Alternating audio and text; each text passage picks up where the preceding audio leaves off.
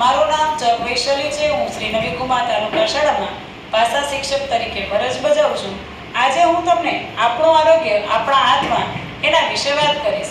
તો આપણું આરોગ્ય આપણા હાથમાં શા માટે કીધું છે? તો આપણે જે કંઈ ખોરાક ખાઈએ છીએ એના લીધે આપણું આરોગ્ય સારું રહે છે। તો શું બધા ખોરાકથી આરોગ્ય સારું રહે છે? નહીં।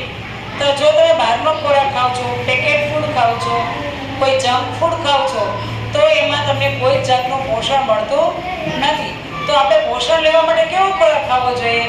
લીલા શાકભાજી છે, ફળો છે, ઘરનો રાંધેલો તાજો ખોરાક છે, કઠોળ છે, આ બધો ખોરાક ખાવાથી આપણું આરોગ્ય સારું રહે છે।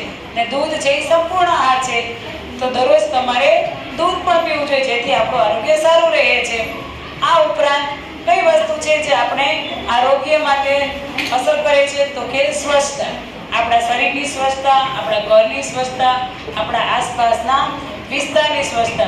જો આપણે આ બધી જગ્યાએ સ્વચ્છતા રાખશું તો ગંદકી ફેલાશે નહીં। જો ગંદકી હશે તો મચ્છર અને માખી થશે ને રોગચાળો ફેલાશે, જેને લીધે આપણે બીમાર પડીએ।